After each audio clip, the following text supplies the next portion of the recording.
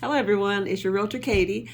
Today I'm just hopping on real quick to give you a little real estate morsel. So there are people who, lately anyway, are asking what impacts mortgage interest rates, because as we've seen, they go up, they're way down, they go back up, and sometimes people think there's no rhyme or reason for it. So there are two main factors that will affect mortgage rates. Now, there are always things that go on that happen that cause, something unexpected. We had COVID, which caused rates to, right after they went, right, because of fearfulness of the economy and trying to get on top of that. Back in 2008 to 2010, we had that whole debacle. But again, that was because of something else that's going on with the banks and Wall Street and subprime loans. So the two main factors that we're really dealing with right now that affect interest rate is, number one, inflation and the Federal Reserve.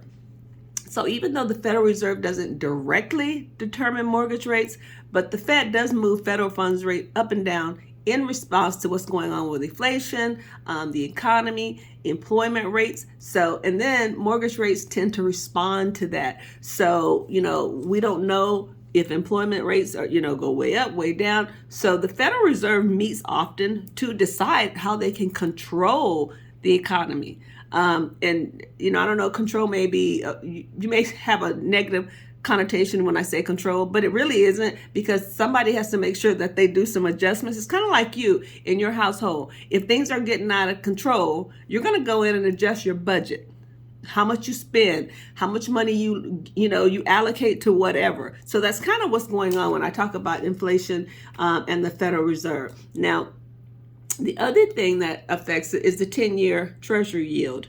Now, mortgage companies do look at the 10-year Treasury yield to determine how much interest to charge on home loans.